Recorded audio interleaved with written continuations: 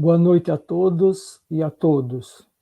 É com satisfação que iniciamos os encontros com as culturas populares e as comemorações pelos 20 anos de criação do Grupo de Estudos Culturas Populares da Universidade Federal do Rio Grande do Norte.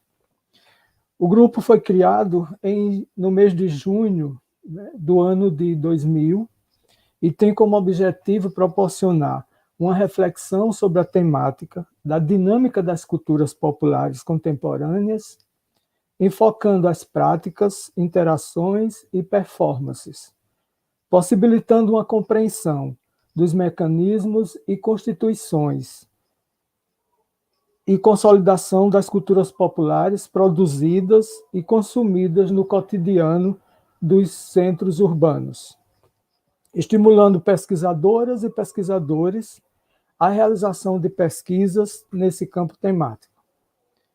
Ao longo desses 20 anos, foram muitos os frutos traduzidos em pesquisas, monografias, seminários, dissertações, teses, cursos, produção de audiovisual,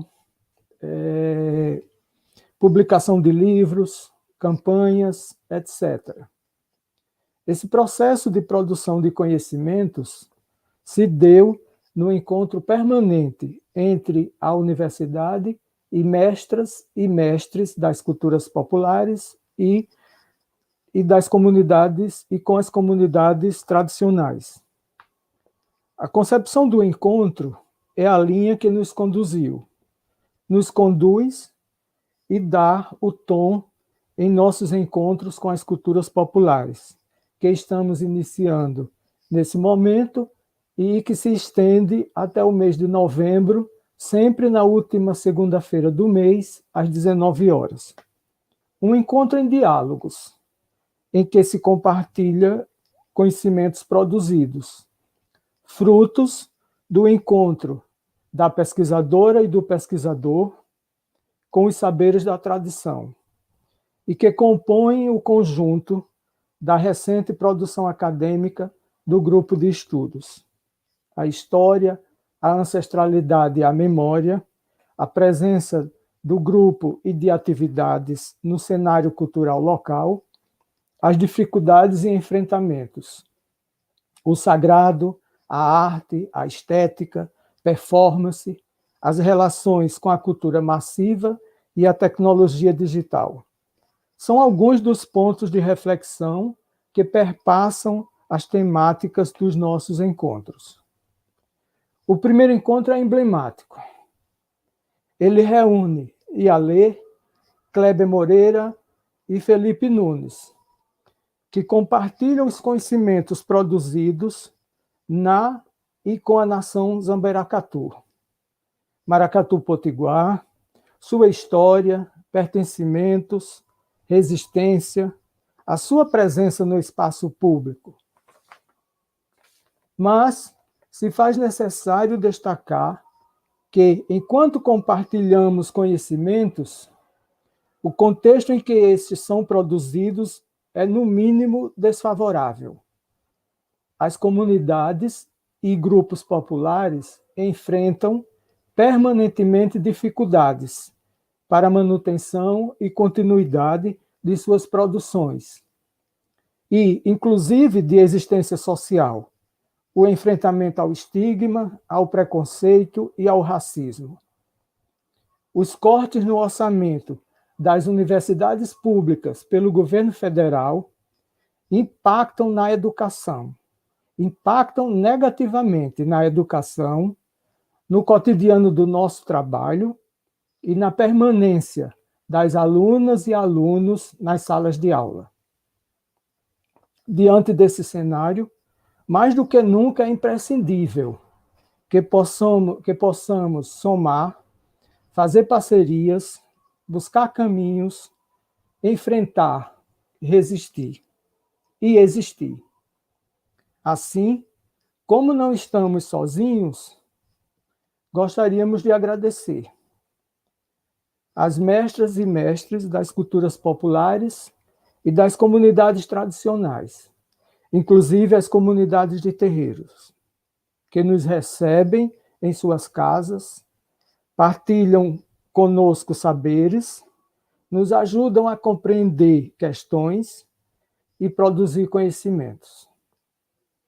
Ao Departamento de Antropologia e os programas de pós-graduação em Antropologia Social e o Programa de Pós-Graduação em Ciências Sociais da UFRN, igualmente pela parceria permanente ao longo dessas 2 últimas décadas. As colegas professoras e professores, alunos e alunos, as organizações da sociedade civil, instituições culturais e a imprensa, aos grupos de estudos parceiros da UFRN e de outras universidades, a todas e todos que fazem parte do grupo de estudos Culturas Populares. Por fim, um agradecimento especial a Ialê, ao mestre Kleber Moreira e a Felipe Nunes, por mais uma vez nos juntarmos numa partilha do conhecimento. Ialê e Kleber Moreira são fundadores da Nação Zamberacatu. Ela é cantora, compositora e atriz. O mestre Kleber Moreira é músico e professor do Instituto Federal de Educação do Ceará. Felipe Nunes é músico e batuqueiro da Nação Zamberacatu. Realizou pesquisa na e com a Nação Zamberacatu para a dissertação de mestrado. É membro do Grupo de Estudos Culturas Populares e atualmente cursa o doutorado em Antropologia Social na UFRN. Desde já agradecemos a presença de todos vocês e, para dar continuidade, passo a palavra a Felipe Nunes.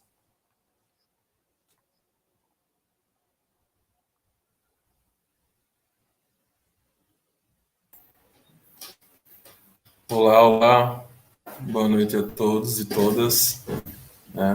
Para mim é uma satisfação estar aqui, primeiramente, estar discutindo a Nação Zamberacatu, que eu faço parte, que eu realizei minha pesquisa de dissertação, e estar debatendo um evento tão importante, um grupo que é um grupo fundamental, para a pesquisa de culturas populares aqui no Estado, que está completando 20 anos de existência, 2 décadas. Sabemos que 2 décadas é uma grande jornada, e tem muitas pesquisas, muitos trabalhos que foram realizados e que a gente aqui vai ter a oportunidade para estar debatendo, discutindo e, sobretudo, trazendo todos os atores e atrizes que compõem a história desse grupo. Não somente os pesquisadores, mas também a todos e todas que participaram de alguma forma na existência desse grupo.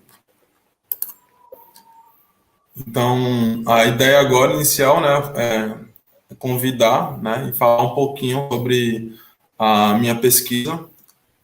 Como o professor falou, eu sou doutorando em Antropologia Social na Universidade Federal do Rio Grande do Norte.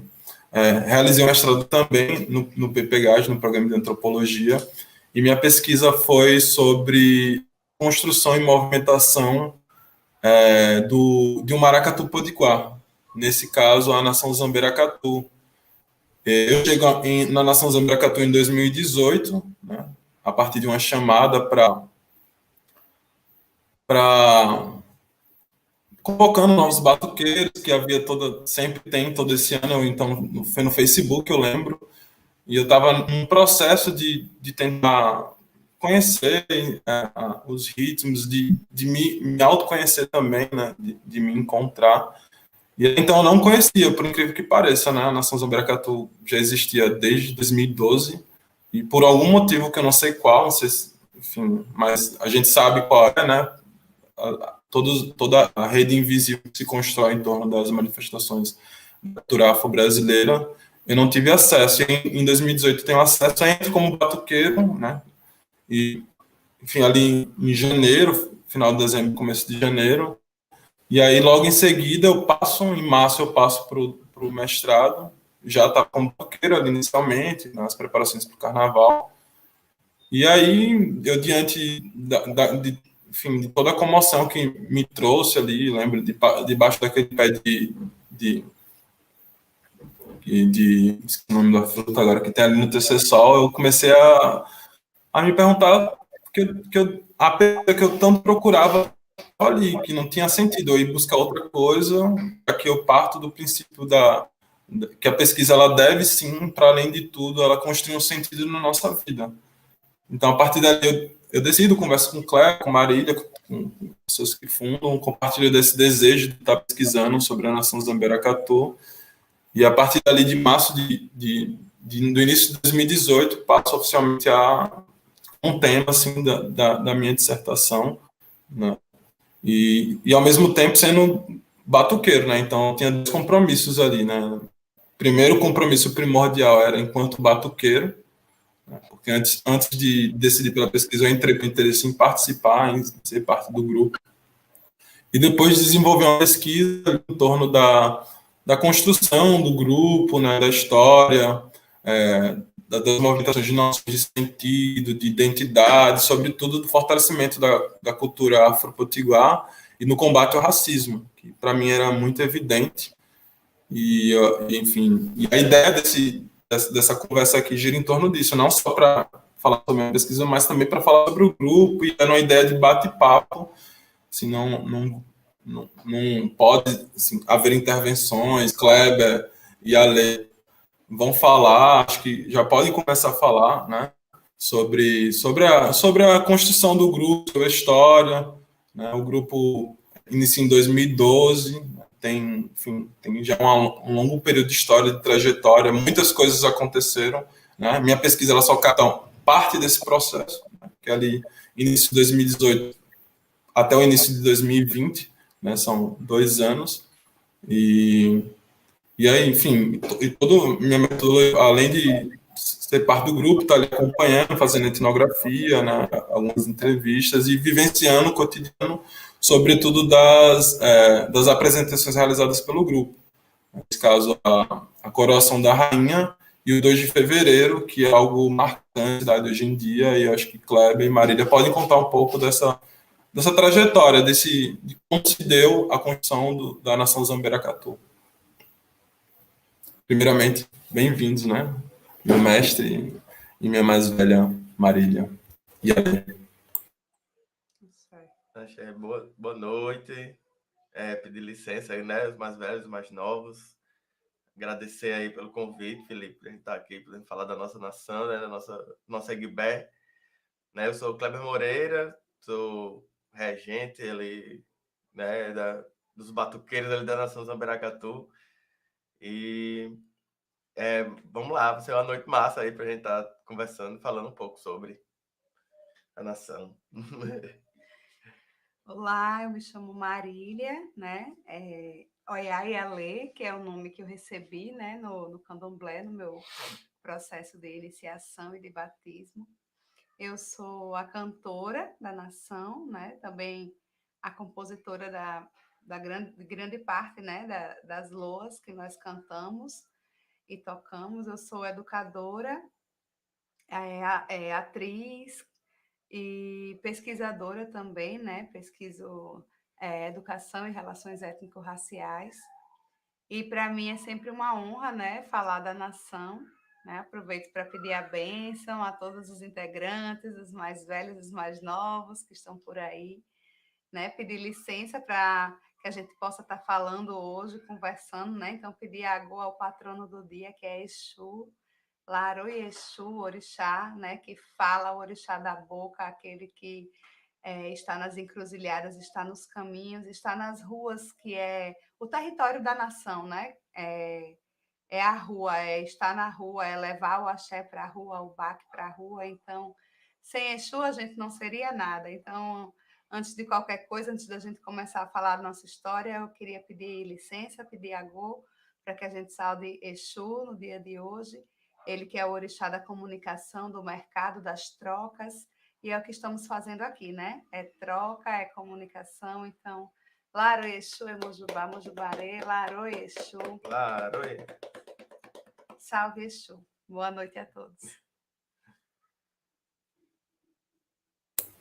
Então, acho que a ideia é um bate-papo, um diálogo, né? Então, enfim, a pesquisa que eu falei, eu começo em 2018, né, vai até 2020. Tem uma parte histórica ali que eu tento resgatar, falar sobre. Enfim, tem todas as características específicas de nascer maracatu, né? Porque não é como os outros maracatus que existem fora do Rio, né? Houve toda uma expansão dos maracatus que nasce ali em Pernambuco, mas se expande a partir dos anos 90 para todo o Brasil.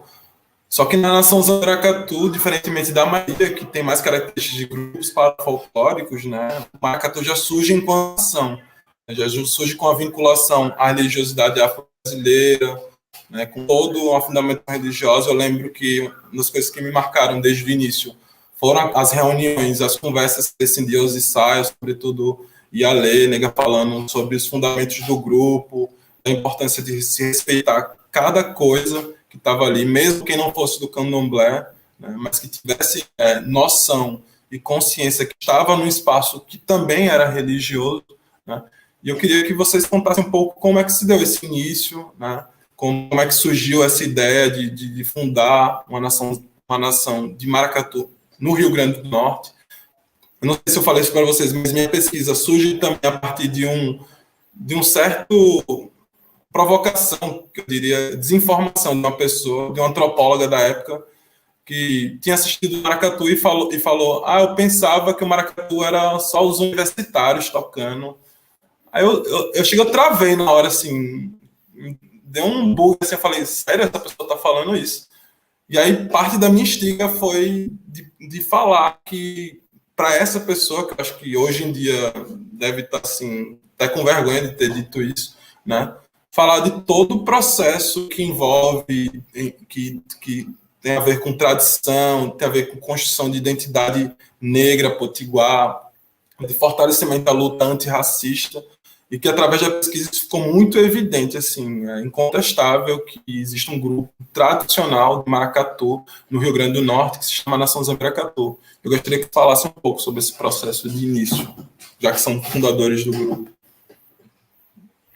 Eu acho maravilhoso ela ter falado que são grupos universitários, porque pessoas como nós estamos na universidade hoje e está há 10 anos atrás fundando o Maracatu, sendo pessoas que ocupam sim o território da universidade, mas não qualquer pessoa, porque para eu estar na universidade, para a Kleber estar na universidade, para você, Felipe, estar na universidade, foram os nossos que lutaram muito para garantir esse direito e ainda estamos lutando, né? Tanto que somos minoria dentro das universidades e somos maioria de população no país. Então, se alguém dissesse para mim assim, é um maracatu de universitários, eu dizia sim, o contexto político e histórico que a gente surge me faz ter muito orgulho de ser uma universitária que fundou o Maracatu em 2012.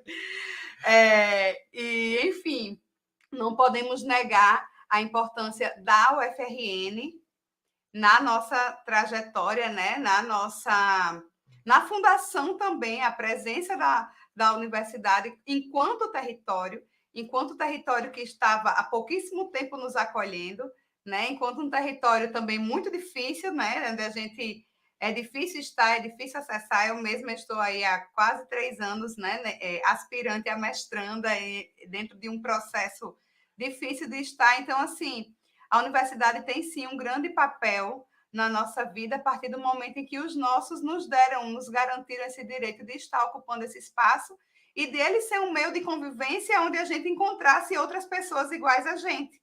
Porque o cotidiano em Natal não permitia que eu encontrasse uma outra mulher preta, militante, estudante, uma mulher de terreiro, ou não permitia que eu visse uma apresentação de um artista local, não permitia que eu visse Rosa de Pedra tocando e dissesse, olha, samba, coco, ciranda, rock, né? Então, a universidade tem esse papel, sim, inclusive, muito forte na nossa cidade, onde é um espaço de convivência, um espaço onde a gente consegue se encontrar também, e aí formar esse junteiro, né? Então, é realmente um espaço em que estamos sim, ligados e associados, e nós, sendo quem somos, devemos ter muito orgulho disso, né? Mesmo, não é uma dinâmica de um professor universitário branco que estava ali em uma outra situação e disse: Tlim, vou fundar um maracatu. Não, são, né? A gente conhece, Kleber conhece a história dele, a minha história, a história de Iracema, né? Então, quem são essas pessoas que estavam sim na universidade, mas também estavam em outros espaços e os espaços que as pessoas negras em Natal e no Brasil estão compartilhando, né? Então, o maracatu também na minha vida eu vejo quando eu penso no, não vou pensar no início do maracatu, inevitavelmente eu penso na minha trajetória, como foi que eu cheguei, né? Eu participava, né? Eu participava de grupo de teatro em escola, sou atriz já há um tempo, né? Não tinha ainda contato com a espiritualidade de matriz africana, mas já tinha uma certa curiosidade, já estudava cartomancia, já estava ali perto, né, numa visão não cristã, mais espiritualista sobre a vida, sobre as coisas, né? E quando eu entrei na universidade, em 2009, no ano seguinte, em 2010, eu entrei no grupo da professora Teodora. E era um grupo de pesquisa que se chamava Encantos da Vila. E nesse grupo de pesquisa se trabalhava com os mestres da cultura popular da Vila de Ponta Negra. Então, eu fui para montar, em 2010, o Alto do Natal da Vila de Ponta Negra, que contava com o elenco da UFRN e também com os mestres. A gente ia dirigir um espetáculo, fazer um espetáculo com os mestres. E para mim foi surpreendente, porque quando eu cheguei na vila e eu conheci o coco, eu conheci o pastoril, eu disse: meu Deus, minha avó faz isso. Isso tudo que essas pessoas estão pesquisando e estão vindo atrás ver, minha avó dança coco, minha avó dança pastoril. Isso é importante para a universidade? Eu não sabia. Eu já estava lá há um ano, mas quando eu disse, vale, o povo está indo tudo empolgado ver um pastoril. Eu passei a minha vida toda indo ver vovó dançar pastoril. Então, quando eu cheguei na universidade também e estive no Encanto da Vila, eu disse, nossa, isso é cultura popular.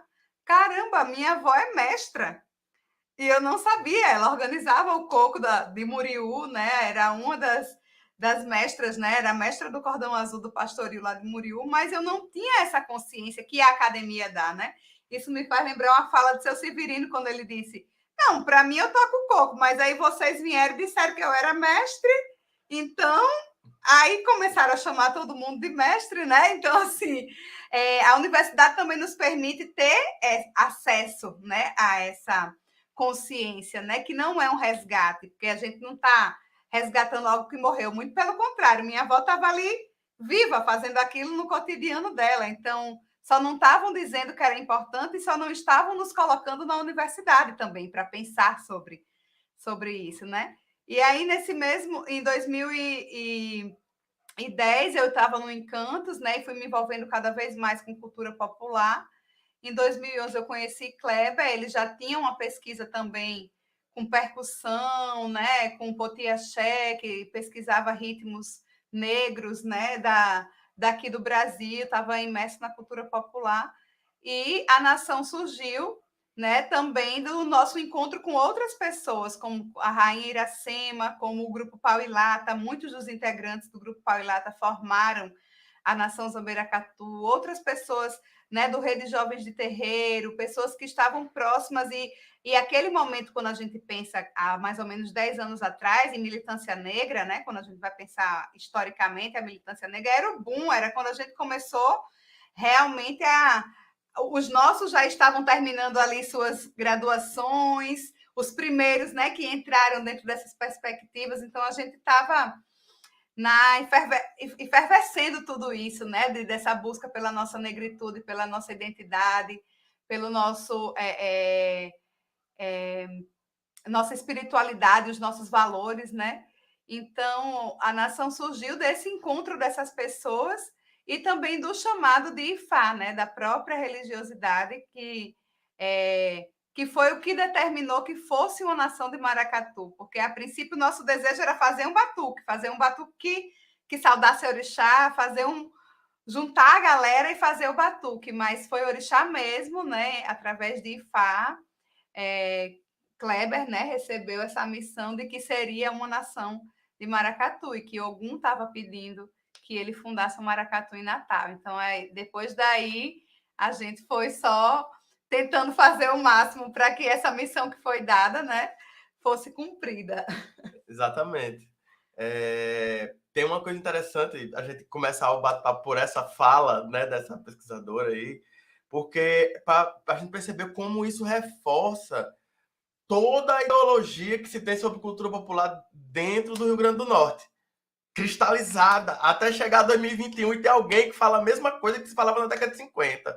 Saca, assim, de achar que a cultura popular é uma pedra, sabe? É uma rocha, é a pedra da boca, é a cultura popular. Ela não, se ela quebrar, se moldar ali com o tempo, ela não é mais aquilo, né? Ela não é mais cultura popular, assim. Então, esse pensamento, ele criou aí uma barreira enorme para que os mestres, né, e as mestras da cultura popular se desenvolvessem de uma forma plena e deixasse de ser uma alegoria no agosto do folclore. Tá entendendo, assim? Então, assim, essa fala é muito séria, né? Assim, porque você, quando pensar que é um maracatu de universitários, né, como foi dito, e pensar que não é um lugar para a gente ocupar, né? Não é um lugar para a gente estar. Né? Para ser um maracatu legítimo, qual era a fórmula? Né? A fórmula social que eu tinha que ter. Pô, eu tinha que estar, né, numa comunidade lá, passando necessidade, Ainda e mais o maracatu num sair contexto dali. como o Né? nosso, né, em Natal, que a gente é da terra do folclorista, né, que foi uma contribuição de serviço para a nossa cultura popular, que fez justamente, o conceito de folclore faz justamente isso que Kleber disse, né? Ó, cristalizou, tá aqui, isso aqui é folclore. Se você sair disso, já não é mais folclore, também já não é MPB, também já não é mais nada, então não faz, né? Ou espera aquele velhinho ali morrer, mas mudar não pode, né? E aí, como é que se diz, Felipe? E é interessante que aí eu contraponho uma outra fala, né, em 2019, num batuque para Iemanjá, né? Essa foi a fala que instigou a ir pesquisar, né? Falar como assim? Tipo, não, eu não acho que é isso. Inclusive, eu fui de encontro ao maracatu que ele representava, né? Pela toda a questão da identidade negra, pelo reforço da ancestralidade.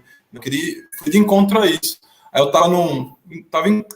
enfim, eu sempre estava batucando, né, e ao mesmo tempo pesquisando, né, estava dividindo, em 2019 eu fazia essas duas coisas, né, a gente ali preparando as coisas para afinando as alfaias para começar aquele batuque para Iemanjá, que foi enorme, mais de 500 pessoas lotadas, né, acho que isso é um reflexo, vocês podem falar do que se tornou a Nação Zambiacatu, né, aí uma mulher lá de Parnamirim, né, uma candomblessista, né, ela chegou e falou para mim, eu vim de Parnamirim para cá porque lá eu fazia sozinho meu presente para Iemanjá. Aqui eu fiquei sabendo que tá vindo muita gente entregar o presente, muita gente que é de axé, eu vou ficar por aqui e tal. Aí isso, na hora, assim, eu falei, caramba, olha onde a Nação Zambiacatu chegou, né? Não é só Natal, não é só uma manifestação que tá ali visualmente bonito, porque tem toda uma organização, um trabalho feito em pensar figurino, tudo, mas também tem elementos da religiosidade. Acho que isso que o Cláudio falou lembra uma outra fala, dessa vez de Glaucio, né, dos Congos de Combate. Ele falava, ó, eu acho muito legal a nação dos Congos de Combate, que tem 100 anos, né? Eu acho muito legal a nação porque eles estão quebrando essas barreiras, de retirar essa lógica de pensar a cultura popular como um frasquinho ali, que tem que ser igual a que nem X falou há 40 anos atrás. Mas não, a fala dessa mulher está provando o contrário, né? Os laços que estão sendo feitos, né, sociais, culturais, religiosos, são muito fortes, né? Você comentar um pouco isso, né? Do que se tornou a nação, começa aí, obviamente, com. Acho que Cleber falou isso várias vezes, sempre está falando, essa interpelar a cidade, que não enxergar essa negritude, né, com religiosidade afro, né? E no que se tornou desses anos. Sim. tem isso, assim, quando a nega fala que ouve o chamado de Ifá, né? E aí tem um pouco dessa minha história pessoal pela minha busca pela minha identidade negra, né? Assim, no país que a gente vive, eu posso nascer com a pele que eu tenho, mas eu posso, de alguma forma, sabe, apagar da minha cabeça que eu sou negro, né? A sociedade brasileira tem esse poder aí de fazer essa lavagem cerebral. Então, durante um tempo eu fui, né, durante minha vida, assim, acho que eu fui buscando essa negritude, sempre me afirmando, né? E mostrando para os outros essa negritude, né? Na estética, né? No que consumia com música, enfim, né? E quando nessa minha busca eu chego no ponto que eu alcanço o candomblé, né? Nesse momento vem esse recado, né? Assim, de que Ogum queria uma nação de maracatu, né? Resumindo, né? Ogum queria uma nação de maracatu. Aí Orixá é tão sábio, né? Assim, nos seus recados, nos seus pedidos, que se fosse só um batuque, talvez não representasse o que deveria representar, né? E sendo nação, traz isso que você acabou de colocar. Representa para muita gente algo que é difícil de você sozinho ter força para fazer, né? Você sair vestido como você anda no seu ilê, no seu candomblé, né? Você sair na rua assim, né? Você tá com todas as suas contas, você tá cantando para orixá na rua, para todo mundo ouvir, saber que você é da religião. Então, assim, o maracatu, a nação Zamberacatu, ela age nesse lugar, né? Ela tem esse propósito, sabe assim, eu acho. É muito além do batuque, muito além do batuque, né? Não é à toa que a gente tem fundamento, né? A gente tem fundamento na religião, né? E é isso que guia, né? E isso vai para as pessoas. Tem uma cena que eu não me esqueço nunca, né? Assim, desse começo ali da gente tocando nas rocas, né? Que foi uma senhorinha lá das rocas, que ela enfim, da escola de samba lá e tal. E aí a gente tava tocando em Jexá, assim, a nega tava cantando um ponto. Aí ela parou e disse, eu posso cantar aí? Aí a gente pode, né? Era uma senhorinha preta, né? Assim, deu o microfone para ela cantou um ponto lá também da Umbanda, cantou uns dois, não foi? Né? E foi um momento lindo. Incrível. Incrível, Cantava muito. Aí quando acabou o batuque, né, que a gente finalizou tudo, ela veio falar com a gente, né, e disse, olha, ninguém na minha comunidade aqui sabia que eu era da Umbanda, né, sabia que eu era de santo. Ninguém é que sabia, mas com vocês aí eu tive coragem de ir cantar. Então, assim, olha só o suporte que isso dá, né, assim, para todo mundo, né, a quantidade de pessoas que chegaram no Zamberacatu, num primeiro momento também chamado pelo batuque, mas que quando tem contato com aquilo, vê que aquilo está dentro deles também ancestralmente, né, assim, que eu acho que é outro ponto interessante sobre a nação Zamberacatu, é essa gênese, né, assim, de não ter uma matriz de um maracatu, né, ancestral, mais antigo, mas olha a necessidade que a população, né, de candomblé, de umbanda, das religiões mais africanas e a população negra, independente da religião, tinha de se afirmar enquanto isso, né? Assim, ao ponto de algum dizer, ei, bota uma nação de maracatu aí que o negócio vai dar certo. Quantos grupos surgiram depois? E quanto hoje nós temos dentro da cidade outros grupos e até mesmo grupos que já tinham, mas que estavam ali pequenininhos, que não iam para a rua, que ficavam ali tocando no axé ou numa reunião, mas que hoje em dia está se colocando na rua, está se falando de afoxés e Natal, de grupos percussivos, a força que tudo isso gerou, né? Claro que outros grupos acontecendo paralelamente à nação. A nação não é um fato isolado, não é, e não em Natal. Nesse ano, nessa época, em Natal estava acontecendo esse boom, e no Brasil a gente vai ver a trajetória do Baque Mulher, né? Que é o maracatu, que é a mestra Joana, a mestra do Encantos do Pina, ela comanda o movimento, né, feminino Baque Mulher. O Baque Mulher, dentro dos anos, né, ali de 2010 a 2015, se proliferou pelo país inteiro, assim, com várias filiais, porque estávamos querendo, estávamos precisando, né, dizer que somos de axé, que cultuamos orixá e passar a nossa verdade, porque tudo era ainda muito mistificado sobre a gente. Ainda era o outro dizendo quem éramos, né? Então, a população de Natal, a gente queria ser de axé, a gente não sabia nem por onde começar, né? A gente não tinha grandes referências, né, de para onde ir, de quem buscar, e mesmo assim tudo muito escondido. Então, a presença da nação também autorizou o povo de axé, de alguma forma, a estar na rua, no sentido de, a gente pode estar na rua, você pode cantar, né? Isso também me lembra muito fortemente o meu processo como cantora, porque eu lembro que tinha uma loa, né, que falava Xangô, bem, né? E aí eu me vi uma vez na rua e quando eu fui cantar Xangô, um medo enorme de falar Xangô na rua, assim. Na hora eu fazia Xangô, não sei o que, Xangô. Depois eu fiquei, caramba, eu preciso gritar Xangô mesmo aqui, bem explicadinho, para todo mundo entender que eu estou falando Xangô. E depois eu fiquei pensando, nossa, o medo que eu tinha de estar dentro da comunidade, a gente estava nas ruas, nas rocas, estava dentro da comunidade, eu tinha tudo para estar ali me sentindo em casa, num lugar que é berço da cultura popular, mas eu estava amedrontada de estar cantando para orixá ali, né? Então, assim, esse papel da nação. E qualquer pessoa que se aproxima da nação sabe que está para muito mesmo mais além do que o batuque, né? Todo o movimento que se constrói, todas as relações que a gente construiu, tudo que a gente aprendeu, né? Nós tivemos uma grande matriarca, que foi Iracema Albuquerque, que foi a primeira rainha da nação, foi rainha da nação durante 3 anos, né? E depois foi sucedida pela mãe, que é a nossa atual rainha, que já está aí há 6 anos na coroa da nação, que é a Rainha Maria Lázara, a bênção, né? As nossas mais velhas, as nossas rainhas. E a Rainha Iracema, ela trouxe para a gente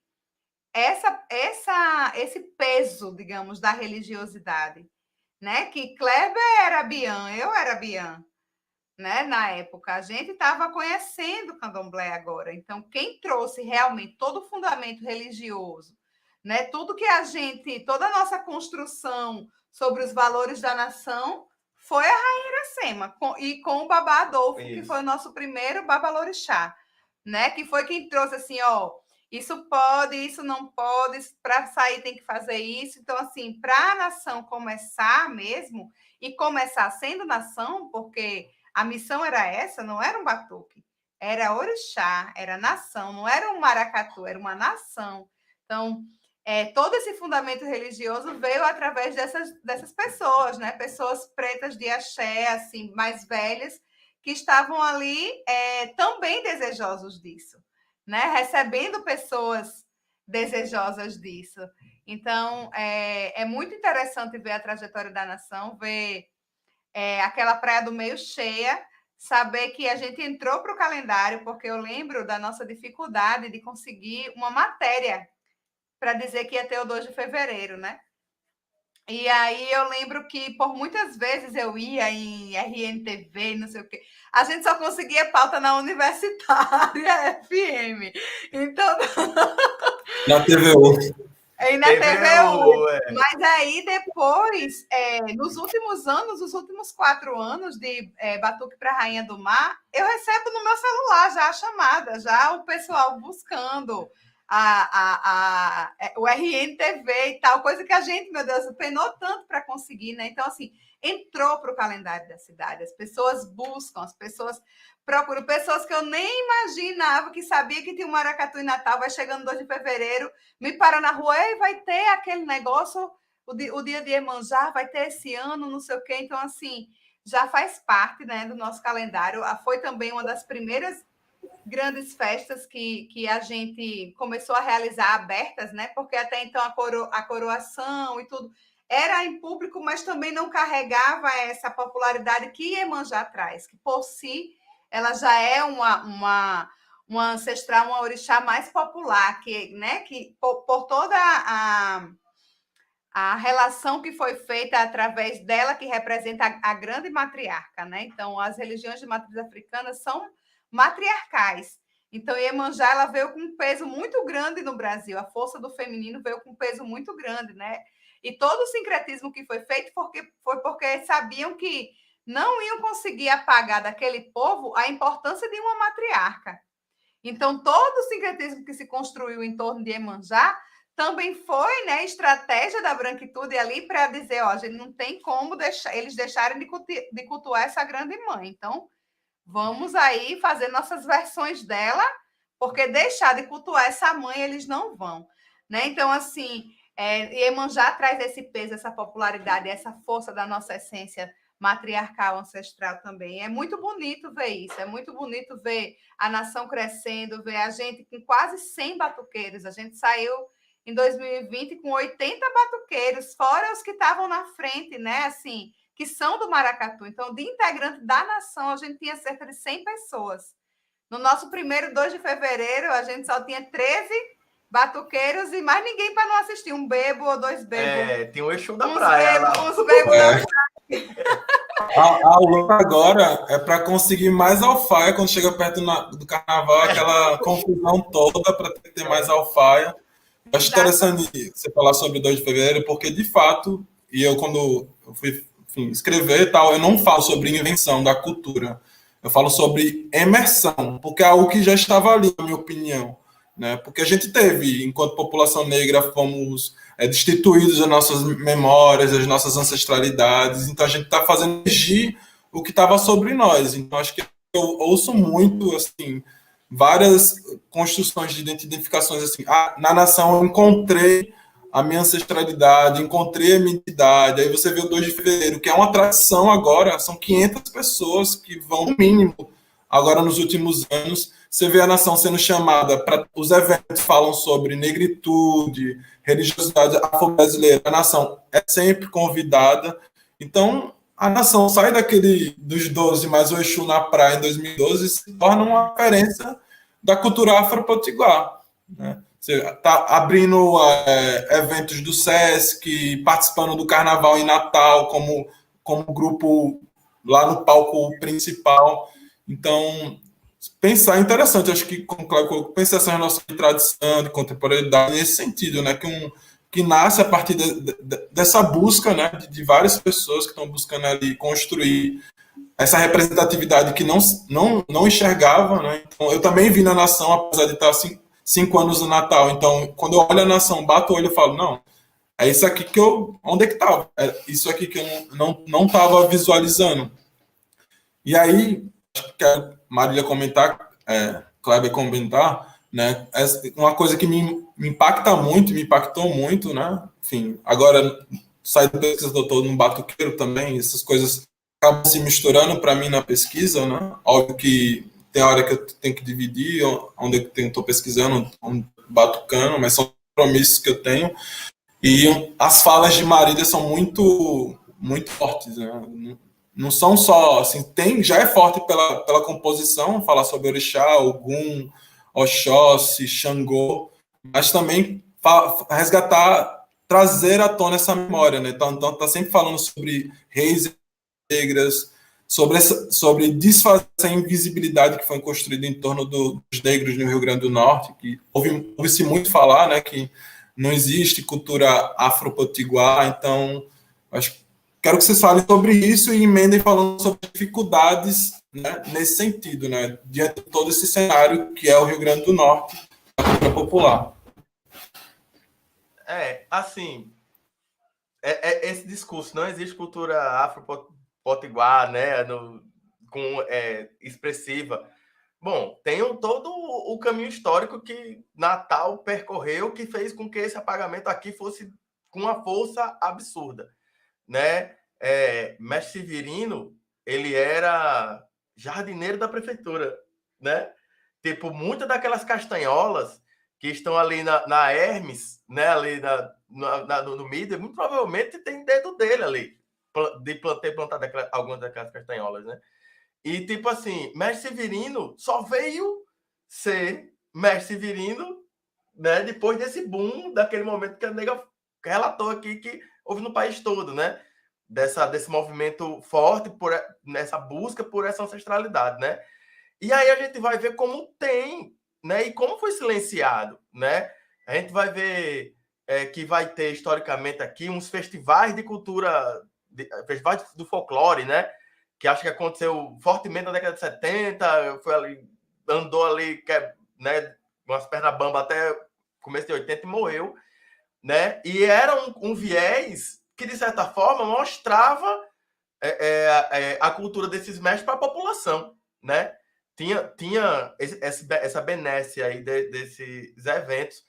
Inclusive, Bel, do Coco, né? Bel, ela relata que ela conheceu o Coco, né? Bel, que fez a Calunga da Nação, né? Que construiu o primeiro estandarte da nação. Bel, ela relata que ela conheceu o Coco num evento desse, né? Um evento que estava acontecendo lá, que foi lá em Canguaretão, na escola que ela trabalhava, e o evento chegou lá e ela conheceu uma mestra de coco e aquilo mudou a vida dela, assim, com relação à cultura popular. Então, assim, o Zamberacatu, assim como os outros batuques da cidade que vão para a rua batucar, folia de rua, pau e lata, estrela da manhã, né, que faz essa linha de ir para a rua fazer o batuque, a gente tá fazendo algo que, se a gente não fizer, não vai ter o espaço, né? Não vão dar o espaço para a gente nos apresentar e ter o alcance para a população que precisa ter, né? Vai ser um evento alegórico em algum lugar e não vai chegar na comunidade. Uma das coisas que a gente preza muito é pela o batuque abrindo os caminhos na quinta, porque a gente vai para dentro das rocas, né? Assim, levar aquele batuque para as rocas, né? Fazer o que aconteceu com aquela senhorinha lá, dar esses resgates ali das pessoas que são, né, da cultura popular, que são negras e que precisam dessa voz, né? Então, assim, tem toda essa luta aí que é diária, né, que é longa, mas eu acho que a gente está conseguindo, aos poucos, alcançar esses lugares, né? Essa amplitude com relação a mostrar, ó, tem batuque sim, né? Estamos aqui. E, além de tudo, tem um pensamento que a gente tem que ter dessa diáspora, né, da cultura negra, que não é estanque, né? Que não morreu com o tráfico negreiro, né? É algo que vai estar acontecendo e vai acontecer, né? Então, assim, às vezes pensar, mas estamos em diáspora, estamos em diáspora, né? Então, assim, o maracatu chegou aqui em 2012.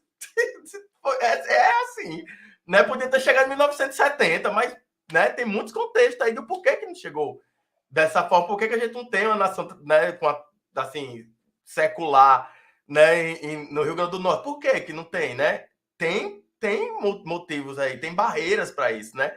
Então, 2012 foi quando o maracatu chegou aqui. E é um maracatu afro-potiguar, né? Assim, a gente, quando foi para a festa do Dendê, né, 2 anos a gente foi lá em Recife, na comunidade do Bode, na sede da nação Porto Rico, uma nação que tem mais de 150 anos, né? Assim, a gente vê como eles nos aceitaram, como eles viram que somos uma nação, nos reconheceram enquanto nação, reconheceram nossa rainha, né? Colocaram nossa rainha junto das rainhas das nações que estavam lá, né? E a gente teve a visita do Ogan Douglas aqui em Natal e ele, né, chegou para a gente e disse: olha, vocês são diferentes, mas vocês são uma nação, né? Aí a gente, por essa fala dele, por essa experiência da gente lá na festa do Dendê, a gente vê como na cultura popular o povo, né, os autores, os fazedores mesmo ali da cultura popular, eles não estão muito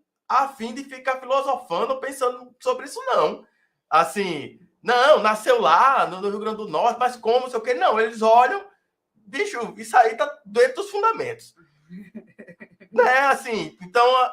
O brinquedo existe. O brinquedo existe, né? Assim, mas vamos dizer que daqui a alguns anos surge um boi aqui, não sei aonde, e vai fazendo e vai agregando a população ali. Gente, cultura popular nasce assim, nasce como? Né? Assim, a gênese do primeiro maracatu, sei lá, maracatu elefante, que de registro, né, escrito, tem mais de 200 anos, né? Assim, mas quando é que foi que surgiu? Como foi que surgiu? Né? Assim, chegar nesse ponto, talvez a gente chegue num lugar desse, em que o momento o orixá disse, faça um maracatu, e o maracatu surgiu, não se sabe, não tem como, né? Então, assim, às vezes a gente quer botar a cultura popular nos rótulos que só faz matar. Que o próprio conceito cultura popular não nos abrange. A gente usa porque a gente vai usando e tentando achar nome para as coisas, mas Quando a gente vai pensar ao pé da letra, esse termo, hoje em dia eu penso antes de falar cultura popular. Já não falo com uma boca tão cheia que eu faço cultura popular, sabe? Porque eu penso o que é que está por trás desse rótulo, né? Do que é cultura popular, né? Mas, assim, sabemos da nossa ancestralidade. Eu acho que isso é o que nos faz ter um chão, né? Sabemos da nossa ancestralidade negra, sabemos da nossa ancestralidade indígena, sabemos que o que a gente faz tem raiz, tem fundamento, né? Mas, realmente, como a gente vai chamar, isso vai também mudar com o tempo. Daqui a um tempo a gente pode não estar mais confortável com esse termo, né? E estamos aí nesse processo. E os desafios, eu acho que, por mais que a gente tenha avançado muito, a gente tem avançado muito por conta própria, né? Então, às vezes eu não sei até que ponto eu tenho avançado ou eu tenho cansado também, porque enquanto mais eu corro, mais eu canso. Não tem aquela coisa que chega ainda, né? É muita correria, é muito esforço para a gente conseguir fazer o que a gente faz, né? Ano passado a gente conseguiu ainda alguns apoios, né? Com um grupo também mais articulado, as tarefas mais divididas, mais gente chegando na nação, o que é de extrema importância, né? Quanto mais gente chega, melhor, porque chega um soma com uma coisa, chega outro soma com outra coisa. Cada vez mais a gente que é mais antigo vai tendo preocupação com outras coisas. Quem é de axé, quem é de terreiro, sabe que orixá é responsabilidade. Quanto mais o tempo passa, mais coisa você tem para fazer. Quanto mais o tempo passa, mais obrigação e responsabilidade com o orixá você tem, né? Ser de terreiro, ser de axé, não é frequentar, né? Não é uma missa que você vai todo domingo, não. Você precisa viver a própria experiência, né? É uma religião iniciática. Então, a própria experiência já é uma dedicação diferente que se dá. Então, eu acho assim que a gente tem avançado, tem conseguido pelos nossos, porque estamos alcançando cada vez mais, né? Assim, conseguindo essa abertura de diálogo, de estar nas redes sociais, nas mídias, de estar fazendo as nossas próprias mídias. Isso também, tudo isso permite que a gente chegue também às pessoas, mas o grande desafio ainda é o desafio básico, que é do que a gente faz, da música que a gente faz ser reconhecida como música, da dança que a gente faz ser reconhecida como dança, da poesia que a gente faz ser reconhecida como poesia, da gente ser reconhecido como pesquisador, como pesquisadora, né? Assim, eu digo muito o exemplo, né, para vocês da nação, as pessoas também que não são da nação, que estão construindo suas narrativas e seus trabalhos dentro da academia, de que para não cair nas armadilhas também, às vezes, da academia, né? De tipo, por exemplo, o Kleber, ele é professor universitário. E aí, quantas pessoas já estiveram pesquisando sobre o maracatu, entrevistando o Kleber, não só aqui, mas em Mossoró já houveram pesquisas, já teve uma pesquisa que foi levada para Portugal sobre o maracatu, né? E Kleber está sempre como o mestre entrevistado, mas ele nunca foi convidado, por exemplo, para compor uma banca. E ele pode estar numa banca. Mas aí se cristaliza, ele é o mestre da cultura popular. Vamos botar ele nessa caixinha aqui, que é onde ele vai ficar, né? Então, assim, são poucos espaços em que a gente consegue realmente estar em diálogo, mesmo sendo pessoas da universidade. Então, para você ver como o racismo estrutural ele é muito opressor e muito silenciador, é um dos que mais nos silencia, né? Porque, poxa, que massa, ele é professor do IF, conseguiu chegar lá, parabéns. Mas aí, quando eu vou fazer uma pesquisa sobre, eu só coloco ele lá no lugar mestre. Ele é mestre da cultura popular, não tem mais a contribuir em lugar nenhum, né? Ou então ele é professor, esquece, aqui no IF, esquece que ele é um cara de candomblé e mestre de uma nação, nem fala sobre isso. Aqui você é professor, você vai dar aula. Então, assim, não existe isso. A nossa luta maior é que a gente desconstrua essas barreiras que foram construídas pelo colonialismo, né? Que foi dizendo a gente em que caixa que a gente tinha, qual o espaço que existia para a gente. Então, descolonizar um pouco os nossos pensamentos, as nossas estruturas, é essencial para que a gente vença, para que as barreiras, para que o maracatu esteja lançando música todo ano, para que o Maracatu esteja lançando clipe, para que o Maracatu seja convidado não só para abrir a festa de 5 da tarde, quando não tem público, ou então num palco restrito, bem pequenininho, só para a cultura popular ali no cantinho. Né? A gente não quer estar na Cientec, eu não quero mais estar naquele palquinho da Cientec atrás do palco principal, fazendo cultura popular, fazendo maracatu. Não, eu quero ir para o palco central na Cientec. Então, assim, a gente acha que está quebrando as estruturas, mas a Branquitude ainda dá um jeito de nos enrolar e vai colocando a gente em novas caixas. Então, o que eu peço é que a gente tente descolonizar, sair um pouco das caixas, porque só assim a gente vai conseguir, de fato, mexer com essas estruturas, né? Acho que perfeito. Inclusive, um grande desafio foi esse. Acho que eu, enquanto batuqueiro e pesquisador, né, me via, às vezes, amassado por essas questões. Como eu, poxa, será que eu posso, ao mesmo tempo, pesquisar e ser batuqueiro? E isso que ele falou, acho que é uma coisa fundamental. Quando visualiza a Kleber enquanto professor, enquanto mestre, negro enquanto compositor, lembra da nação pesquisadora também, que a gente não coloca fantasias e a gente sempre é uma pessoa transitando nesses espaços. Né? Então, esse primeiro momento, acho que já a gente vai encerrando para ir chamando as perguntas, e aí eu acho que o professor vai voltar para fazer as perguntas. Quando... Oh, e volta aqui, professor Luiz Assunção.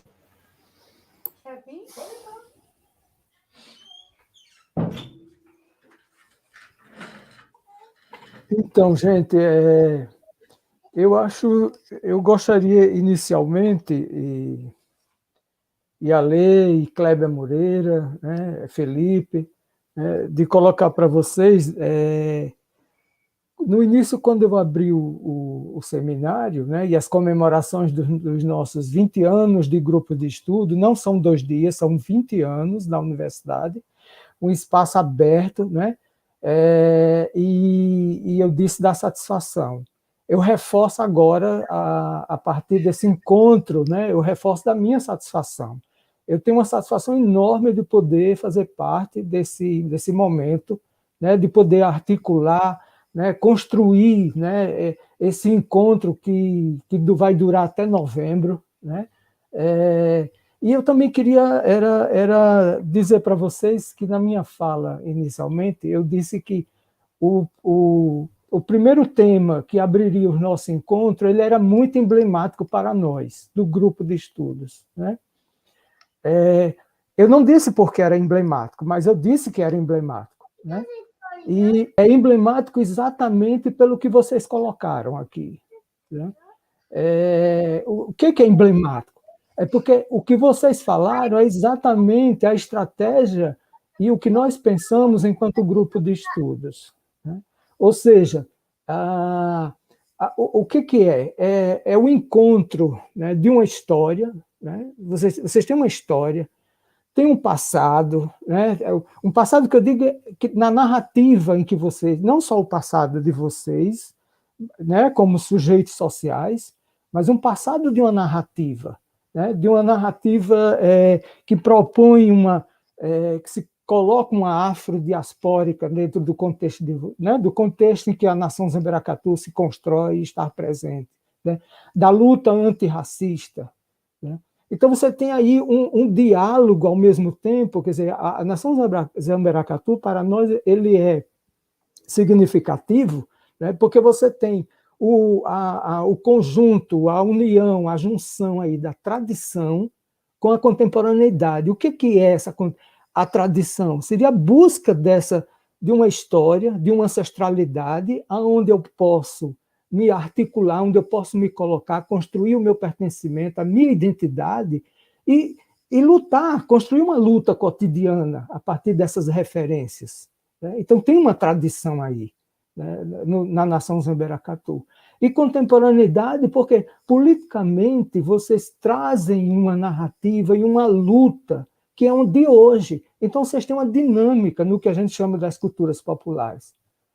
Então, esse exemplo que eu disse que era emblemático, porque é essa narrativa que nós construímos no grupo de estudos culturas populares. Os trabalhos de pesquisa, durante esses 20 anos em que nós acompanhamos, é um trabalho que não é para coisificar a cultura, não é para congelar a cultura, mas é para pensar a cultura dentro de um contexto de dinâmicas, de mudanças, de transformações, de ressignificações. Então, é viva. Né?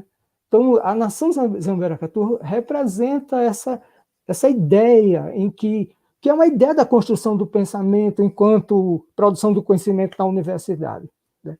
Então, assim, eu fiquei super satisfeito, né, por fazer parte também desse momento, né, e por fazer parte, de uma forma ou de outra, de uma história de produção de conhecimento, no caso, ligada ao nosso grupo. Né?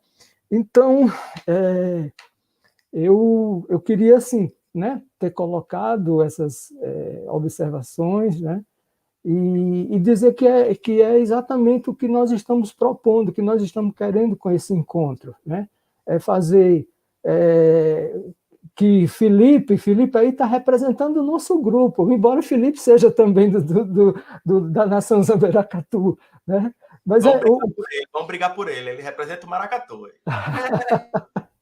Mas aí, veja, um conhecimento isso, produzido junto, né? Um conhecimento produzido junto, isso que era esse diálogo que eu queria nesse encontro e que a gente pretende nos outros encontros até novembro. Né? Mas, assim... Quando é que a gente teria, né, um integrante de uma nação estando na universidade, no mestrado, fazendo uma pesquisa? Então, é isso mesmo, que bom que estamos aí ocupando esses diversos espaços, né? E Felipe, eu até teve um dia que eu briguei, Cléber disse, vamos brigar por ele. Teve um dia que eu disse, Felipe, você pega essa alfaia, você vai pesquisar tocando. Aí, Felipe, mas é porque, nega, hoje eu ia ficar observando. Ele, não, pode tocar. Aí ele ficou observando, mas quando foi um pedacinho que eu olhei, ele já estava tocando. Eu digo, é isso mesmo. Não é observação participante, não, é observação participativa. Mas, olha, eu acho que tem outro ponto que é importante, que precisa também ser destacado, né, na presença da nação Zamberacatu, que é o que acontece nos últimos 10 anos, ou mais precisamente, pós-80, 1980. Né? Você tem uma mudança no contexto brasileiro, né, que propicia a saída, né, a ida dos grupos estigmatizados, né, como, por exemplo, as comunidades de terreiro, elas saem do seu espaço e começam a ir para a rua. Né? Quer dizer, para o espaço público. Né? Claro que isso é um processo de construção muito lento. Né? O contexto propiciou isso, né? Mas é um processo lento. E a nação Zamberacatu vai assim de uma forma muito bonita e muito rápida para a rua, se constrói na rua. Né? Eu acho que esse é um ponto importante de colocar. Eu acompanhei, não como pesquisador, mas como admirador, as primeiras saídas da nação Zamberacatu, né? Claro, porque eu conhecia Iracema, né? Uma pessoa que eu prezava muito, né? Prezo ainda, né, a memória dela, e aí eu acompanhei, né, desde o início. Né? Então, eu estou falando a pessoa, não é como pesquisador, mas eu acompanhei e tenho essa admiração, né? Porque como foi construída essa presença do coletivo no público, né? No espaço público. E vocês marcam, né? Como na fala de vocês dois, né? Quando vocês disseram 2 de fevereiro, né? Vocês têm as datas que vão marcando, o público hoje já sabe. Né? Isso é assim, eu acho que isso tem uma força... Veja, a gente está falando, embora Marília e a Lê não gostam do termo cultura popular, mas a gente está falando de manifestações estigmatizadas. Né? Eu acho que a cultura popular carrega isso. Ela está tratando de culturas produzidas por populações estigmatizadas dentro da sociedade, excluídas, né? Não são só excluídas socialmente, mas excluídas, inclusive, culturalmente, de um longo processo de dominação, de colonialização que vai fazendo essa exclusão, né? E o grupo, né, consegue, né, se construir, né, dentro dessa perspectiva contemporânea. Isso realmente é maravilhoso. Mas eu olhar aqui as perguntas, né, para eu passar para vocês aqui. Abraão Lincoln coloca assim: a nação Zamberacatu tem característica do maracatu de baque virado, não é isso? Outra observação: nesse tempo de pandemia, o projeto de construção da website do grupo, com a intenção de difundir a sua tradição, garantiu a visibilidade dessa expressão cultural? Outra pergunta de Karine. É melhor eles responderem essas duas primeiras depois, para não ficar muita pergunta. Pode ser. Então, tem a pergunta do Abraão, se é baque virado, e a de Graça, que pergunta sobre a construção do website, do grupo, se, com a intenção de difundir a sua tradição, garantiu a visibilidade dessa expressão cultural. É com vocês aí. A Nação Zamberacatu, assim, ela tem uma base musical, o baque, né? É de baque virado, né? Faz alusão ali às nações de Pernambuco. A estrutura também, né? E a estrutura de cortejo, né? Aquela forma de procissão, né? Ali que tem ali, que a gente se organiza, também é um modelo pernambucano, né? Tem uma coisa que é interessante, porque aí eu aproveito e vou falar sobre um comentário que alguém botou aí, que disse, aqui em Maceió, a cultura popular também né? Assim, a gente também está se identificando com a fala de vocês, porque aqui em Maceió a gente vive coisas parecidas. Quando foi fazer a construção do Zamberacatu, no início de tudo, né? Primeiro ensaio, coisa assim, eu estava já imerso nessa pesquisa dos ritmos, das coisas, né? Com esse viés afro, tudo que eu pesquisava era sobre isso, né? Ijexá, os ritmos do toque de candomblé, maracatu, boi do Maranhão, jongo do Rio de Janeiro, eu estava nessa efervescência, assim. E aí eu fui lá em Maceió para ver um ensaio de um grupo de maracatu de lá, né? Porque eu ia em Maceió e ia coincidir que ia ter esse ensaio aberto lá, né? E eu já tinha visto maracatu em Recife, mas nunca como integrante do maracatu batuqueiro. E nesse ensaio eu ia poder ensaiar com esse grupo, que é o... Afro... Como é o nome? Você lembra o nome daquele grupo? Esqueci. Afrocaeté. Afrocaeté, isso. Valeu, olha aí. É o Afrocaeté. Fui ver um ensaio deles. E aí eles me concederam, né, a honra de poder estar ensaiando ali. Pronto. Aí o que eu sabia, né, já que tinha visto ali de tudo maracatu, se concretizava como certo. Né? Não, é isso mesmo, né? Tá, beleza. Aí o maracatu da gente aqui, na Nação Zamberacatu, ela tem todos esses baques virados, né, que tem em Recife, malê, parado, martelo, marcação ou luanda, né? A gente tem esses baques que faz alusão ali a essa, né, a matriz, né, de Pernambuco. Mas aí a gente tem a necessidade também, né, toda essa afirmação da cultura negra com relação à religiosidade, mas a gente tinha a necessidade também da afirmação da nossa negritude potiguar.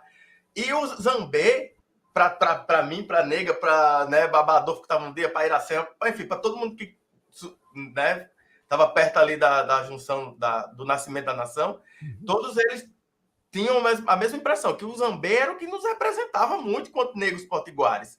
Né, o batuque, né, muito... Porque coco tinha também nos outros lugares, ciranda tinha... As outras coisas tinham, mas o que só tinha aqui era Zambê. Zambê, né? Esse Zambê só tem aqui esse tipo de coco desse jeito, né? E aí a gente vamos fazer um baque Zambê. E aí a gente tem um baque, né, que é um toque, que é um Zambê, que aí é o nosso, né? Nossa característica, assim. Que é esse que passou no clipe no começo aí da live, né? Tem um toque diferente, assim, que é essa alusão ao Zambê, né? E quando a gente vai para Recife, a gente percebe também com o tempo de que os maracatus eles tocam alguns baques em comum, mas cada um tem o seu próprio baque. Cada maracatu, o Estrela Brilhante tem o seu baque, o Porto Rico tem o seu próprio baque, são baques virados, mas cada um tem o seu próprio baque. E a gente, naturalmente, também sentiu essa necessidade de nos representar musicalmente com o nosso próprio baque, né? Aí a gente foi e também acrescentou, né, essa outra representatividade da religiosidade. Então a gente trouxe para o baque o toque de candomblé mesmo, né? A gente trouxe o Adarum, né? O Vassi, a gente trouxe o Ilu de Oiá, a gente trouxe o Agaré de Oxóssi, a gente botou o Panigé, né? Botou o Agaré de Oxumaré. Então a gente, né, transportou esses toques para as alfaias, para as caixas, para os abês, para o gongue, né? Porque, como a gente falou, uma das grandes ou a maior intenção é essa, de levar essa cultura, né, das casas de terreiro, da religiosidade para a rua. Então, além das loas que a nega compõe e que já falam isso, que salda o orixá na fala, no toque também está representado. Então, também é levar outro elemento do candomblé para a rua. Não é só a estética, né? É o toque que tá lá, né? Uma coisa interessante é que a gente, como a gente não tem uma matriz, não tem um mais velho que tocava maracatu, eu sou neta de uma rainha, não sei o quê, não. A gente, né, fundou um maracatu do zero, sem uma referência maior na qual a gente ia seguir os passos. Então, quando a gente estava perdido, a gente corria para a religião, porque a religião era a nossa matriz, era o que tinha de mais antigo, de mais ancestral. Então, a gente vai observar que a estética do zamberacatu é completamente diferente da vestimenta dos maracatus de Recife. A gente se veste como se a gente estivesse no terreiro. A nossa roupa é roupa de axé, né? É uma roupa que os maracatus, os grandes maracatus de Recife, olham e dizem, é uma roupa de ração. É uma roupa que se usa no dia a dia do terreiro. Lá eles são muito mais pomposos, porque já tem essa perspectiva de saiu da tradição e se carnavalizou, se tornou algo grande, pomposo para as avenidas, para muita gente. Então, a própria roupa deles é muito maior, é muito mais glamour. E a gente, como a gente não tinha muitas referências, quando a gente queria buscar algo, a gente ia como é no candomblé. Como é que a gente se vestiria para uma festa no candomblé? Como é que a gente faz isso no candomblé? Então, a nossa referência é maior. Iracema nisso, né? Iracema trouxe muito isso, né? Pra gente, assim, de como nos vestirmos, né? Como nos vestirmos e como nos portarmos, assim, a referência que a gente corria para as nossas ancestralidades também potiguar, que eram os nossos terreiros aqui de Natal. Como é que eles se comportavam, como é que eles viam, né? Como é que eles se organizavam. Muito bom, mas... O website a gente tem as redes sociais, né? A gente não tem um website. Temos um site que está sendo construído por Pedro Feitosa, né? Que é um fotógrafo que tem documentado a nação há 2 anos, então tem feito um papel muito legal, assim, de fotografar os nossos grandes eventos, e ele está organizando um website da Nação Zamberacatu. Mas, fora isso, nosso veículo de comunicação tem sido Facebook, Instagram mesmo, e entre o grupo, o WhatsApp, né? Que a gente se comunica. Uhum. E é o que nos resta nessa pandemia, né? É o que tá acessível, é o que está possível. A gente sabe que é difícil a gente se manter, mesmo um cantor, né? Que canta voz e violão em barzinhos, tá difícil. Imagine a gente, que é muita gente. Não tem como fazer maracatu sem aglomeração. Maracatu é uma aglomeração, já por natureza, né? Então, assim, temos buscado essas estratégias. É muito difícil, porque a gente encontra a estratégia, mas é difícil manter. Não dá para fazer live todo final de semana. A gente pode se reunir uma vez na vida e olha com todo o protocolo do mundo e faz uma live. Mas aquela live tem que render por muito tempo, porque não dá para a gente ficar fazendo. O grupo não dá para ficar ensaiando, porque é muita gente. Então, assim, realmente é um jogo de cintura muito grande se manter nesse período da pandemia, e a gente está do jeito que dá, e agradecendo também as leis de incentivo, a Lei Aldir Blanc, né, que colaborou muito para que a gente pudesse ter algum tipo de recurso entrando no grupo, porque senão realmente estaria muito mais difícil para a gente, porque não cabemos nas mídias sociais, às vezes, nas redes sociais, não suporta, né, o que a gente é, o que a gente representa. Então, Karine está perguntando o seguinte: gostaria de saber o que vocês pensam sobre as políticas de patrimonialização de mestres da cultura popular como registro do patrimônio vivo. Assim,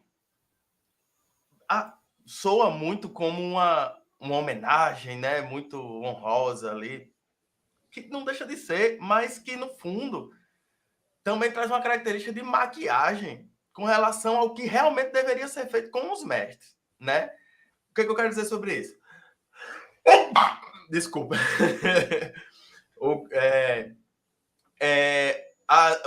estava discutindo com um amigo meu lá de Salvador, Marcos Santos, pesquisador, professor também, e ele falando, né, a gente discutindo sobre uma mestra sambadeira que recebeu um prêmio lá na Bahia, né, disso, assim, um reconhecimento lá.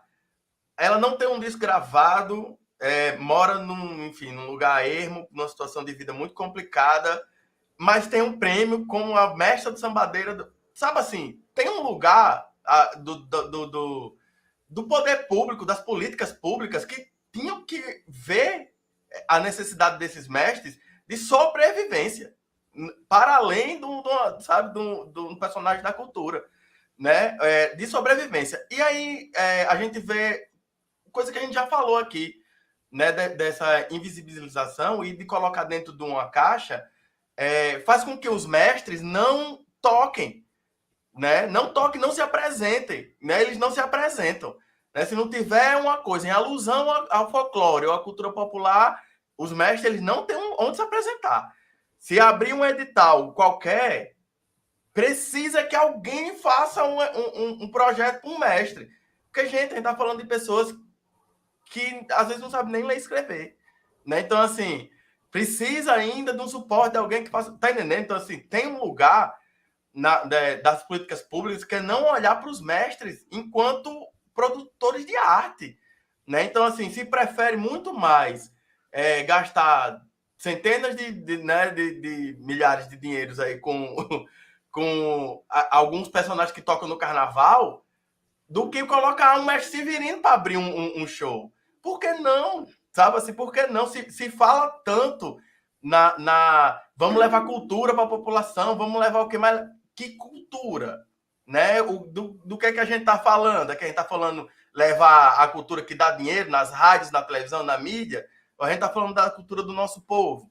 Né? Assim, nas políticas públicas, isso é bizarro, né? De você ver. Não colocam os mestres num lugar de destaque ou de protagonismo, né? Ali, né? De pé de igualdade, né? Pô, vai botar o Olodum, que é maravilhoso, que é lindo, sou fã, amo de paixão, mas é um grupo de cultura popular da Bahia.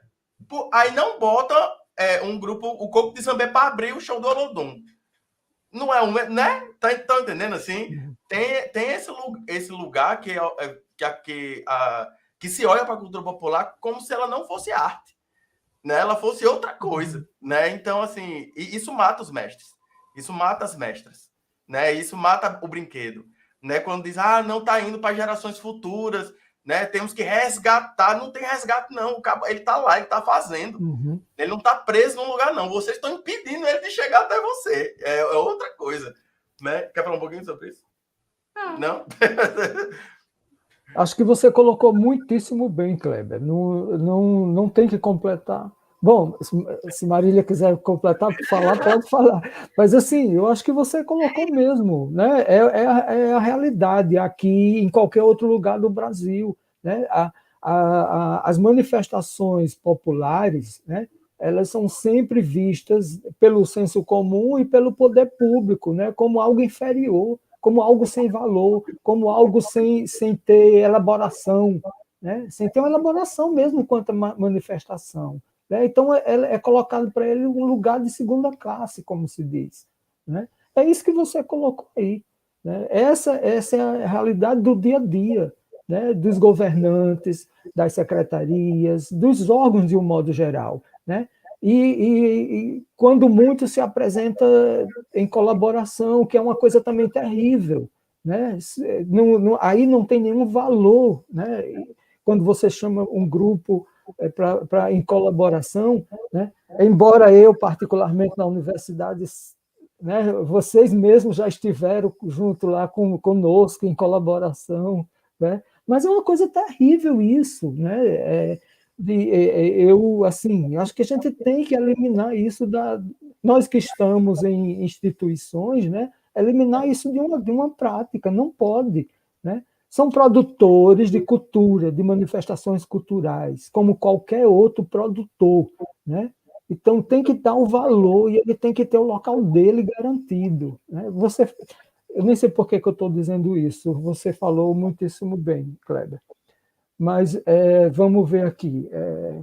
Inclusive, no Rio Grande do Norte tem a lei do patrimônio vivo, né? Uma lei que não funciona, que não é atualizada, enfim. Né? Uma lei importante, mas que não existe na prática. Né? Sobre Natal, a gente tem uma reflexão importante a fazer, que é sobre a gestão pública da cultura no nosso município. Se a gente for ver, há 30 anos, mais ou menos, é a mesma gestão. Né? Assim, e isso é algo para a gente pensar também. Né? Quando a gente está pensando nesse movimento todo, né, da cultura e de chegar às pessoas e tal, a gente também pensa que a gente tem que chegar em um lugar, né, de que na gestão se pense isso também. E não se pensa. Né? Assim, esses espaços precisam ser ocupados por pessoas que pensem, né, realmente no movimento da cultura. Gente, eu ouvi, né, da gestão cultural no nosso município, que o Zamberacatu tinha que ter mais Zambê para ser, sabe, para ser daqui. Ó, tá entendendo? Olha onde é que a gente tá, né? Se o gestor pensa uma coisa dessa, né, como é que a gente anda? Sendo que o Zambê em si nunca toca em canto nenhum em Natal. A gente não vê, porque quando vê, às vezes que vem, ou a universidade que traz em algum grupo específico que estuda, ou a gente que vem e traz, né? Então, assim, estão sempre, na verdade, inventando alguma desculpa. Às vezes até uma situação que aconteceu quando a gente acabou de tocar no palco principal, aí chegou um grande produtor da cidade, né? Assim, reconhecido, chorando, emocionado com o maracatu, impressionado, dizendo que lindo que vocês fazem, não acredito. Aí e eu fechei a cara, aí quando ele saiu, eu continuei de cara fechada. Aí a minha amiga disse, né, que ele estava só elogiando, tu não gostou não? Eu digo, não, porque o elogio dele parece que ele esperava menos da gente. Só que a gente sempre foi bom, assim. Sempre foi lindo o show do maracatu. E ele está vindo hoje, agora, chorar para mim. Nunca, assim, depois de tanto esforço, assim, como se eu tivesse feito pela primeira vez um grande show. Só que não, já faziam 8 anos que a gente fazia aquele show e a gente nunca tinha tido a oportunidade de pisar naquele palco, né? Então, assim, é isso, parece que estão sempre esperando menos da gente. Estão sempre querendo colocar a gente naquele lugarzinho ali que foi esquecido, do folclore, do que há, né? E o que a gente quer tá no palco principal, tá tocando com as grandes bandas, tá no horário que tem grande público, porque a gente trabalha para isso, assim como todo outro produtor de cultura, né? Mas, olha, deixa eu passar aqui, tem outras perguntas, deixa eu ver. Bom, tem mais duas só e a gente encerra, né? Nessas duas aqui. Felipe, você também fica à vontade para falar, viu? Gerência Rezende perguntou o seguinte: quais os grandes desafios enfrentados por movimentos afro-brasileiros diante de uma política que negligencia e silencia tais grupos? Eu acho que ele está falando do contexto, né? Os desafios, quais os desafios? Então, assim, o desafio é sobreviver nessa política que a gente está hoje, né? Sinceramente, porque num governo como esse, no Brasil, numa situação, numa conjuntura como essa, eu vou ser bem sincera em dizer que a gente não consegue nem aprofundar o debate ao ponto de falar em movimento cultural afro-brasileiro, porque o desafio está muito antes. Tá a sobrevivência dos jovens negros que estão morrendo, estão sendo autorizados. Tá a vacina que foi negada para a gente, né? Então, assim, tá difícil a gente estar vivo, tá difícil estarmos vivos, né? Quanto mais chegar nos desafios do movimento cultural afro-brasileiro, né? Então, é muito triste a realidade política que nós estamos vivendo hoje, porque eu não consigo chegar ainda nem no começo do problema, né? Porque quando a gente tinha um governo ainda de esquerda que ainda possibilitava o diálogo, a gente chegava no problema ainda. A gente conseguia chegar no nosso problema específico. Mas na atual conjuntura, a gente não consegue chegar no nosso problema específico. Infelizmente, é triste a esse ponto, porque eu vou dizer, o que é que eu ia responder para essa pergunta? São os mesmos desafios, só que mais. São os mesmos desafios que a gente vivia há 4, 8 anos atrás e mais, porque a gente voltou, né? Então tá muito difícil sobreviver. A gente teve casos durante essa pandemia nos últimos anos de grupos de maracatu, de mulheres sendo atacadas pela polícia nas ruas. Antes mesmo da pandemia, em 2020, a gente teve um caso, né, no Rio Grande do Sul, da polícia que tomou os instrumentos das meninas, levaram para a delegacia, né, de um grupo de mulheres que estavam ensaiando numa praça. Então, assim, está autorizado, o racismo religioso está autorizado, né? O ataque a vidas negras está autorizado, a gente está difícil viver. Temos um caso aí de Gabriel, de um menino, né, aqui de Natal, da Zona Norte de Natal, que desapareceu e até hoje a gente já tem câmeras, já viu que a polícia colocou Gabriel no porta-malas, mas a gente não sabe nada sobre isso, né? Já foi provado que eles confundiram Gabriel com um possível assaltante, mas e aí essa vida foi tirada porque está autorizado. Então, infelizmente, a nossa luta hoje, nosso desafio maior é derrubar esse governo, é tirar Bolsonaro e toda a coja dele do poder. Esse é o maior desafio. E assim, enquanto movimento, né, é sempre pensar assim que nós somos a resistência, né, assim, mesmo da voz, da fala, do grito, né, e vamos permanecer aqui para sempre, né? A Rainha Iracema, ela sempre falava uma coisa que era muito leve para minha vida, assim. Ela dizia: orixá não dá batalha grande a guerreiro pequeno, né? Assim, né?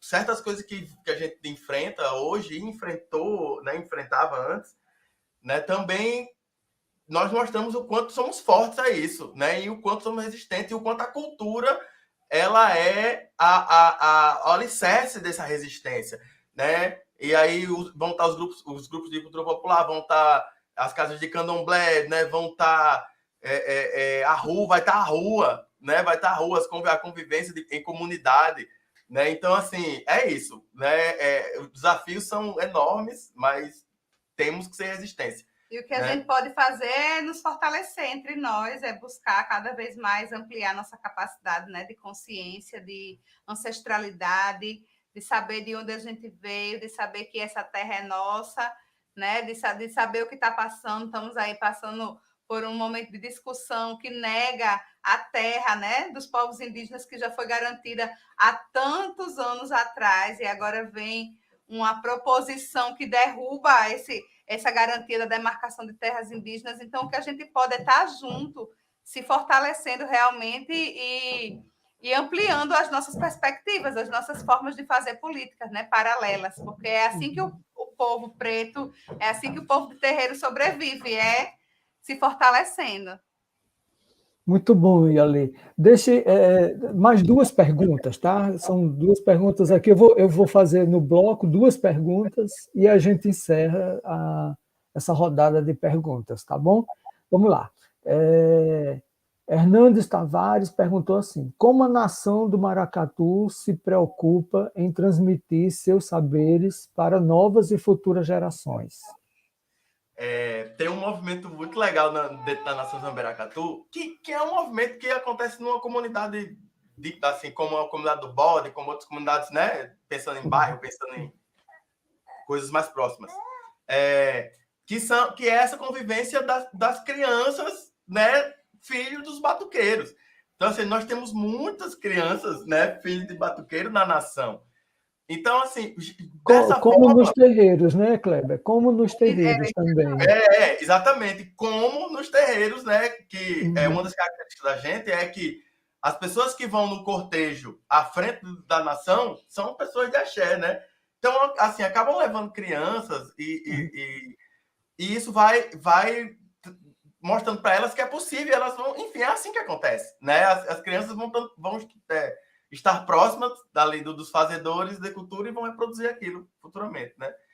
Assim esperamos. Acho que e também nós temos construído dentro do maracatu uma perspectiva do matriarcado, né? Da valorização da mulher, né? E da mulher matrigestora, né? Da mulher que está ali, que é mulher, que é mãe, mas que está pensando, que está organizando, que está se articulando, que está se comunicando. Então, o maracatu se propõe a ser um espaço onde as mulheres estejam cada vez mais fortalecidas. E para ter... E esse princípio é um princípio do axé, a gente caminha nos valores do candomblé. Como eu disse, a gente não tem uma mais velha, uma família, um maracatu. Então, tudo que a gente se baseia é no modo de vida, na cosmovisão do terreiro, né? Então, é assim que a gente é acolhendo as crianças, é acolhendo as mulheres, né? Que a gente consegue realmente propagar para as novas gerações. Já temos aí a perspectiva para em 2022 sair o Zamberê. Olha o spoiler! Olha o spoiler! O Zamberê. Olha o integrante do Zamberê.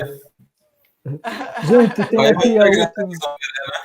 a última pergunta da professora Petrúcia. Ela pergunta o seguinte: como o grupo estuda as expressões já existentes, incluindo as produções estéticas e acadêmicas sobre o tema? Assim, acadêmico, assim, sobre maracatu, eu confesso que eu nem leio tanto, assim, não vou tanto atrás de produções acadêmicas com relação ao maracatu, né? Às vezes, esse estudo, assim, como ela coloca aí, acho que para a gente acontece mais entre a vivência, né? Assim, como a gente diz, a gente não tem a nação do maracatu como algo estanque, então, assim, muitas coisas vão mudando com o tempo mesmo, né? Então, assim, o nosso estudo é diário, né?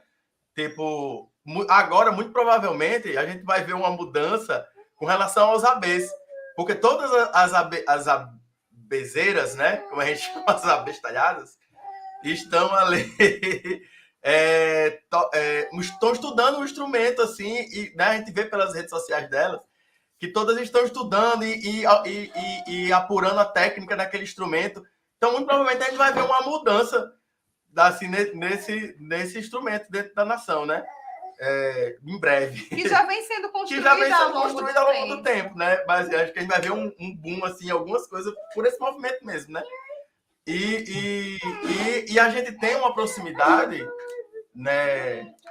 O candomblé, ele é a nossa maior referência de como, né, agir, de como funcionar. Mas depois da festa do Dendê, a gente tem uma proximidade com Ogandoglas, nação Porto Rico, né? Assim, então a gente também tem uma troca, né, ali com eles, né, desde 2018, né, quando a gente foi a primeira vez.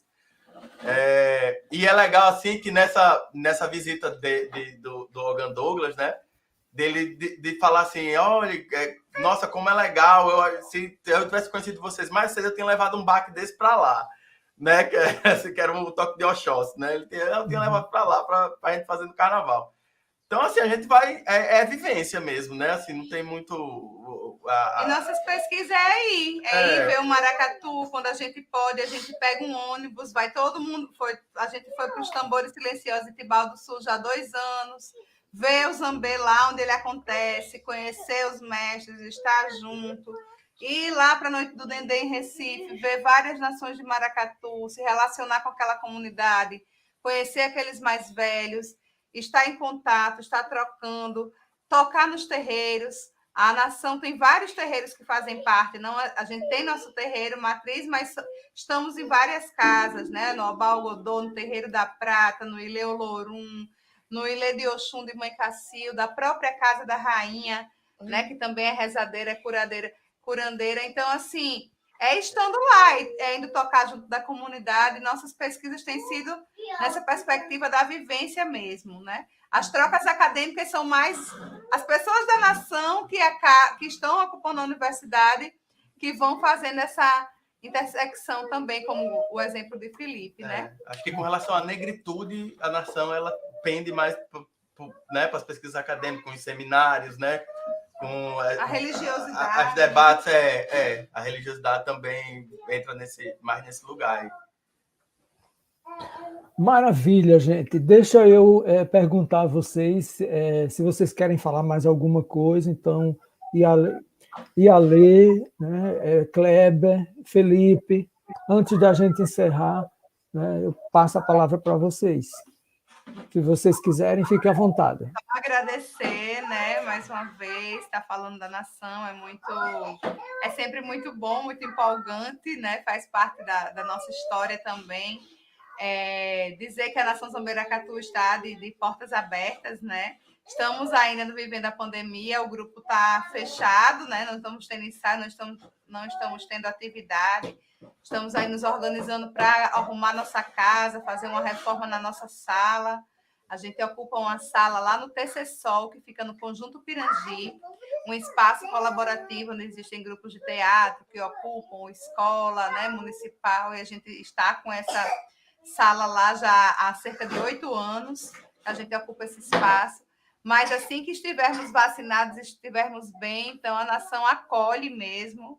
Não precisa saber tocar, não precisa ser da religião, né? Precisa mesmo estar de coração aberto, trazer seu axé. E é isso, agradecer a todo mundo e que os orixás nos abençoem. Queria agradecer demais aí ao convite mais uma vez, Felipe, parabenizar aqui, né, pela sua dissertação que ganhou o prêmio, né? Muito bom saber dessa sua conquista, a gente ficou muito feliz com isso. Eu confesso aqui que eu ainda não li, mas eu vou ler. Vou ler, não li ainda não. Mas é isso, né? Deixar meu agradecimento aqui enorme, muito importante estar fazendo parte aqui desse momento, né? Que também é uma comemoração para os 20 anos aí do grupo de pesquisa, né? Da UFRN. Muito obrigado. Também só agradecer. Felipe, vai lá, Felipe, é você. Só agradecer mesmo, enfim, pela generosidade do encontro, né? Acho que é sempre bom estar compartilhando, conversando, que a pesquisa que eu escrevi ali, mas ela é fruto de um processo coletivo, né? Não acredito, óbvio que tem toda a minha subjetividade ali, mas ela é uma construção coletiva, ela só existe porque existe a Nação Zambeiracatu, porque existe Kleber, porque existe Alê, porque existe tantos outros batuqueiros que estão ali compartilhando, e enfim, acho que essa troca que é rica, eu tô com saudade de voltar a batucar, de voltar a estar juntos com todos, né? E, enfim, obrigado. É sempre bom estar escutando Kleber, Alê, enfim, todas essas trocas que a gente realiza. Felipe, já que Kleber falou, não é, vamos publicizar mais ainda, né? Realmente o trabalho foi uma dissertação de mestrado, a dissertação de Felipe, né? Que ele fez na nação e com a Nação Zambeiracatu, tudo junto, todo mundo participando, né? Então realmente aí vai mais uma referência emblemática da Nação Zambeiracatu, né? Quer dizer, Felipe parte da nação e construiu uma dissertação belíssima e ganhou o prêmio de melhor dissertação do ano de 2000, né? Foi o ano passado, que o programa de pós-graduação em antropologia concede todos os anos a partir de uma escolha formada por uma comissão, avalia o trabalho de dissertação e de tese. Então, muito bom, foi uma boa lembrança e parabéns a Felipe também, né? Eu queria assim dizer para vocês, né, que foi assim uma noite muito feliz mesmo, sabe? Feliz por a gente poder compartilhar, né? Cada um com os seus fazeres, né? Mas a gente soma, né? Eu acredito que num contexto como a gente vive, é preciso que a gente some cada vez mais, né? Para poder a gente ter frutos, né? e não só ter fruto, mas também ter força, né, para construir um mundo melhor, né? Então, muito obrigado aí, Ale, obrigado, Kleber, mais uma vez, obrigado, Felipe. Quero agradecer a todos, a presença de todos que estiveram aqui até esse momento, né? Isso também enriquece o nosso encontro. E lembrar vocês que no próximo mês, né, exatamente no dia 26 de julho, é uma segunda-feira, às 19 horas, vamos estar aqui também discutindo, né, refletindo sobre um outro tema, que é o Teatro de João Redondo, né? Também fruto de um trabalho feito no nosso grupo de estudos. Então, até lá, espero também a presença de todos vocês, né, no próximo dia 26 de julho. Então, gente, muito obrigado, né? Axé para nós todos, né? Axé. Boa noite, gente. Boa noite, até mais.